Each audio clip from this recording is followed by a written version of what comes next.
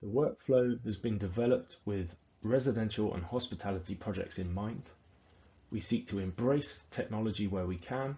We've developed some of our own technology and we've put that together into a workflow and a working process which is intended to reduce risk and speed up the production process.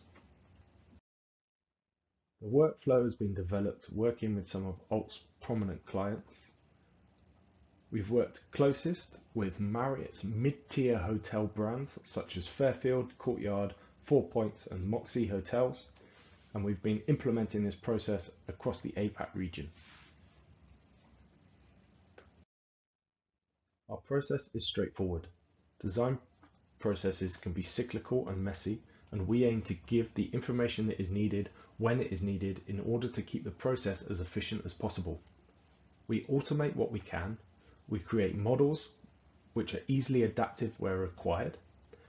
Our intelligent interiors seamlessly integrate design requirements, construction details and specification information, and our drawing templates and checklists help reduce risk and create uniformity. The workflow can be applied at the earliest stages of a project. It can help define a brief and the feasibility. We automate the laborious parts in order to get the information to the client sooner to help them make their decisions. The process starts with the overall site layout and building massing. You can see on this video that we can start to pick a road typology with the inherent infrastructure already within it. We can draw the site that we want on any kind of scalable image. In this case, it's a Google Earth image, but this could be done on survey data, any kind of CAD data or a map, aerial image, etc. And very quickly we can start to draw roads which are to the correct widths. We know that the junctions have the correct radii, and this remains flexible. We can add additional roads, we can alter the shape of the sites. Algorithms in the background incorporate unit sizes, unit mix ratios, parking bay requirements, and with the click of a button it will propose a building form or a spatial diagram which achieves what we're asking it to do. So you can see here it's given us an E-shaped building, but we can ask it to provide a different building form. So the tower on the right shows that we've got parking levels on the lower two floors with accommodation above that, and we're cycling up and down those levels.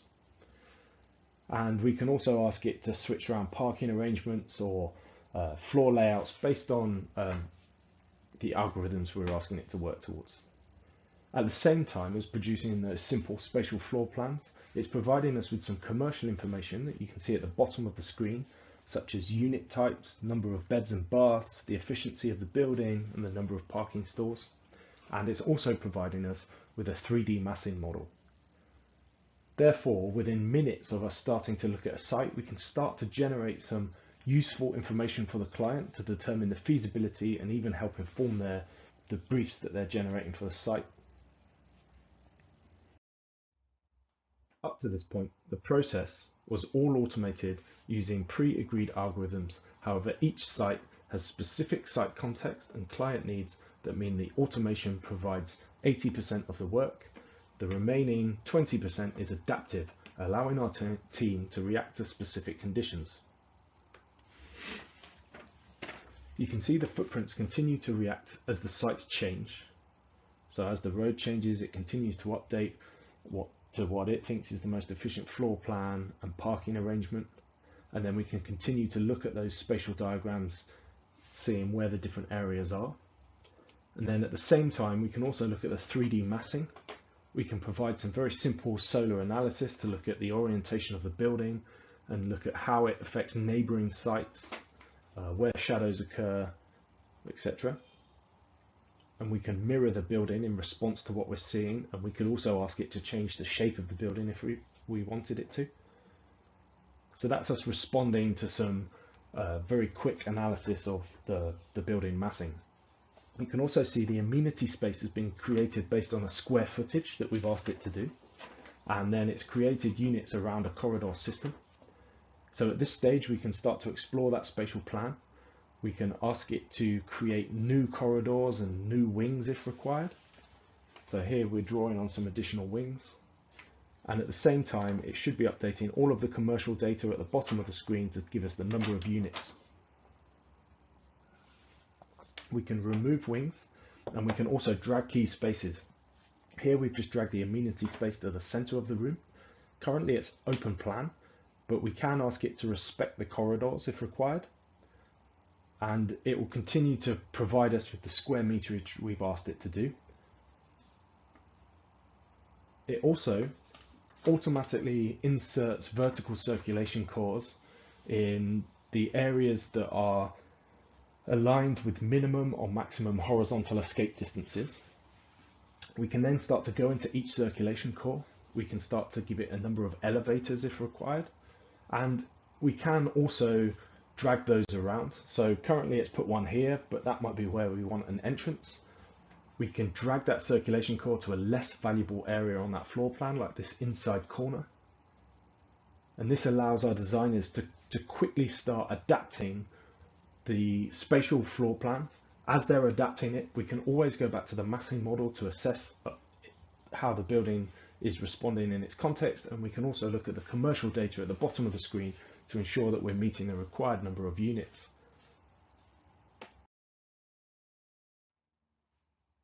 This means in a very short amount of time, we can start to get 3D massing models accompanied by commercial data, and we can quickly start to, either by modeling the context or inserting that into a contextual model, start to assess that against its urban context or the site context. This can occur within days, if not hours, and using computer game technology, our designers can then start to assess this mass and start applying external materials and street furniture around it. This allows our clients to be informed and help us establish our designs very early on. The process remains adaptive, and the software allows us to respond to site and contextual requirements. We can introduce setbacks and offsets to the building, and you'll notice that it continues to adapt with the algorithms in the background, continuing to provide the required number of units by either adding additional floors or wings, or we can ask it to provide the setback at the cost of some of the units, and it will continue to update that commercial information at the bottom of the screen. At this stage, the software is laying the building out based on pre-agreed structural spans and vertical circulation cores at minimum and maximum distances. But we can take this and we can insert it into commercially available BIM software here, and it's providing us with facade walls, floor slabs, and internal walls. At this early stage, this means that we can provide this to a structural engineer or a compliancy consultant to review, and this helps us avoid surprises and changes further down the line in more detailed stages. It helps to solve any problems that we spot at this stage quickly, and by engaging people such as engineers at this early stage, if there are changes that need to be made, it's easy to accommodate. The process remains adaptive, but we want to emphasize the fact that this can be informed adaptation. So the software will allow us at any stage to assess the environmental performance of the proposal. You can see that it will automatically recognize spaces within the building and the requirements of those spaces. We can also ask it to recognize surfaces such as walls, and it will have the integral information of those walls within, so the U values and thermal characteristics. We give it a location, it'll extract the useful weather information, and it'll provide hundreds of calculations based on the information we've given it to inform our building and let us know about its environmental performance. It gives us a calculation on cost per meter square per year to run the building. And you can see here, for instance, that in terms of building orientation, the triangle represents the orientation that the building has been modeled in, but as well as telling us how it will perform at that orientation, it provides us with various other orientations, and we can see if we go one way or the other way, the impact that might have on our building. Also interesting to look at the slope of the three graphs towards the bottom of the page. The one on the left is the window to wall ratio on the southern facade. We can have a graph that represents the impact of adding louvers or window shading to the building, and we can look at the type of glass used in the windows. It's important at this stage to note the slope of those graphs as we proceed through this video. So you can see these slopes. We can go in to look at the type of the glass, and we can change that, and that makes quite a dramatic increase to the performance of the building. But we can also look at the window to wall ratio, and by reducing the amount of glazing on that wall, actually what it's doing is it's flattening the curve of those graphs. With less windows on the southern facade, if we make a change to the glass or the louvers, it has less of an impact on the overall performance. And this is key because it means that we're not looking at these performance characteristics as individual entities, but we're looking at how they relate to each other. So the idea of this is, quite quickly, it can inform us on our early conceptual design decisions. Later on, we can provide more detailed calculations and we can get specialists to assess this building, but it should mean that even our early conceptual proposals are going to comply and perform as we expect them to at a later stage. Our intelligent interiors aim to reduce risk and strike a balance between uniformity and adjustability, and they have all of the construction detail inherent within. When we've been working with our hotel clients, we tend to develop a number of standard room types with them. All of these are modeled as these intelligent interiors, and if you remember back to the spatial diagrams we were producing automatically at the start, the different colors on those spatial diagrams represent these kind of units. These are intelligent interiors because we've worked closely to identify the design requirements of these rooms with our clients, and we've designed them in a way so we can adjust these rooms and it will work to pre-agreed design changes. Therefore, we know that we can change these rooms and they will comply with the expectations of our client. In this example, we can increase the length of the room. The software will recognize the extra space and it will introduce a table and chairs. We can also change the width, and then when we press OK, that's updated in 2D and 3D. So these are pre-agreed design changes with the client that they will automatically make. We also have different types of ensuite layout here, for instance. Again, that's applied in a 2D and a 3D format. And we can have a number of these for each room type if required, and it just allows us a bit more flexibility when it comes to connecting to the rest of the M&E systems within the building. The intelligent interiors also seek to control risk by automatically updating all of our construction information. So for our client, the relationship of the television to the bed was a key relationship. You can see in this video, as the bed moves up or down this room, the television and its relationship moves with it. You can see that the sockets and the data points associated with that television also move. The furniture around the television adapts, and the lighting and the furniture associated with the bed all move as one. So this allows us to make that change to the building or the design, but we know that as we're making that change, the key relationship is maintained, and importantly, all of the electrical fixtures, sockets, light fittings all adapt as well. This helps us reduce risk by ensuring that our construction information reflects what we've actually modeled. Because all of the information is inherent within our models, it allows us to automate the scheduling, which can save time and also help reduce risk. As these videos demonstrate, as rooms are added to this floor plan, it's extracting information into this schedule, and this is important because we can choose exactly what we're scheduling. In this instance, it's pulling out the number of toilets on this layout plan. It's giving us supplier information, MEP connection diameters, costs, and other useful information. In this hotel project that we did in Japan, you can see that we have the intelligent interior of a room type modeled.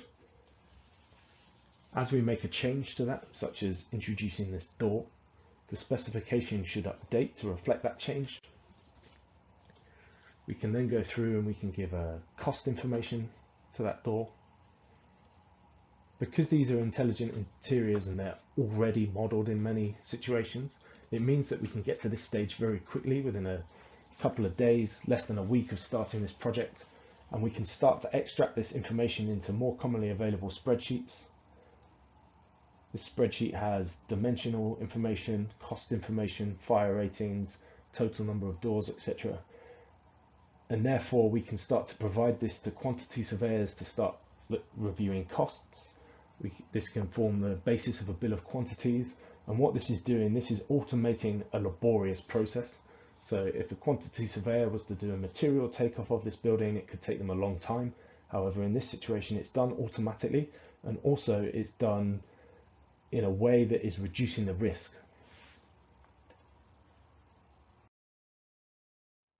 So the same process used for the guest rooms is applicable to the public space, which in most of our hotels tends to be open plan. The way that this works is we break the space down into zones or functions. We give the software a square meterage or a square footage for each zone, and it will place that in a space, and we can ask it to put certain spaces next to other spaces and maintain that relationship. Working in this 2D spatial planning approach allows it to be a very quick process and allows us to assess it very quickly, and then we can go through and we can ask it to automatically swap out those 2D colored zones with detailed models of each zone. We can continue to adapt those as they're put down onto the overall layout, and importantly, all of these have got all of that construction information already within. So very quickly we can start to work through these public spaces. We can start to look at how those spaces relate to each other. We can then add more level of detail when we're happy, and we can start to view that as a plan, but also as a 3D model with all of that information within it. Because we've modeled these as these 3D BIM models with the information inherent within it, it allows us to very quickly create these live fly-throughs. So you could see with that last model, it had all of these zones pre-modeled, and then very quickly we can fly through. It has the material information. You can see it's got light fittings. You can see on some of the walls there are sockets. Behind the bar and at the reception desk, there's all of the equipment associated with those functions. And where this is very useful is in a very short amount of time, we can start to fly through with the operations team for this hotel, who can then start to provide comments. And in some cases, this is before the deal on the building or the plot has even been made. And we can also start to fly through and look at key areas if there are additional design tweaks that need to be made, or if there's any marketing information that we want to extract. And this is applicable to public space, and we can also do this to the guest rooms. So again, you can see sockets on the wall, you can see switches and sockets next to the bed with the light fittings. At this stage, we could flick between different material finishes for the floor or the walls if required. We can look in the bathroom, so at this stage we could be flicking between the different bathroom layouts.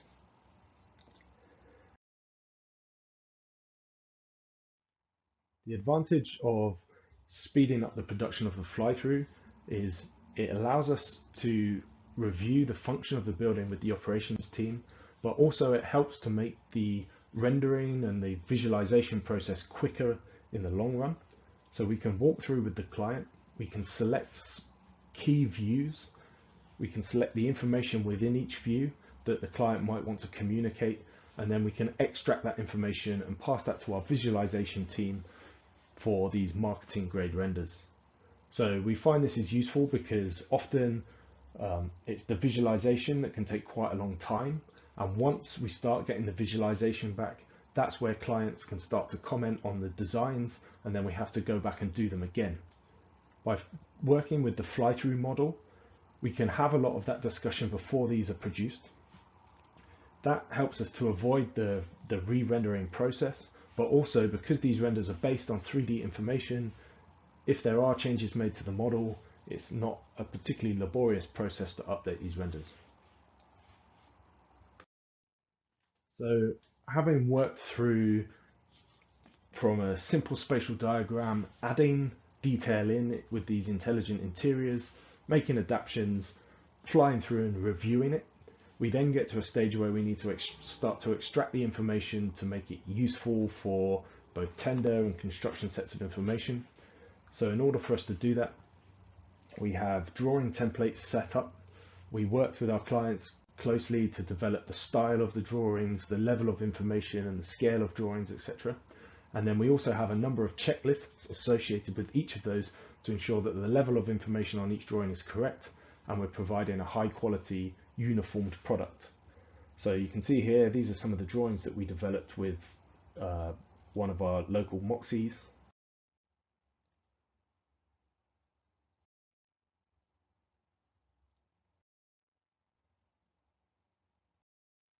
So in the previous slide where we were looking at the bed moving up and down the room and how the furniture moved with that, this is where it comes into its own. Essentially, these drawings are updated simultaneously in the background as we make those changes to the model. Therefore, when we come to access these drawings, we know, however we've modeled that room, the bed is in the correct location, the dimensions are correct, the tags are correct, and the lights are in the same position as we've modeled them when we require them.